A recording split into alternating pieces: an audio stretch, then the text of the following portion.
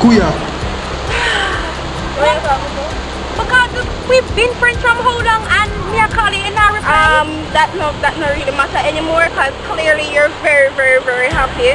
Watch Why out. wouldn't I be happy, Maria? You literally... Why you even mad? You're not even wanting. I'm not mad, I just don't give up. Like really?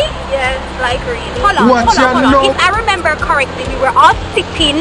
You left, went to the bathroom, and I thought that was really my cue. So you know. You're cute to what? Because what? You know why I left? Why I get up and left? And I wish when I come back I didn't see you guys. Because me, Terry, come, you that you don't have a shit to do. And I say, okay, I'm being a good friend and carry on my little outing. And you literally stole the show. You're a bitter person. What could I wish you when they buck outside? Peter is really not into this at this point.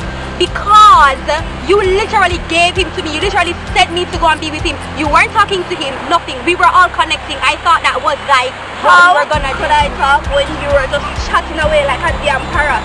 Wow. Just wow. You really are gonna act like this right now, Maria? Yes, Like really? yes. You're really? Like Go really? on.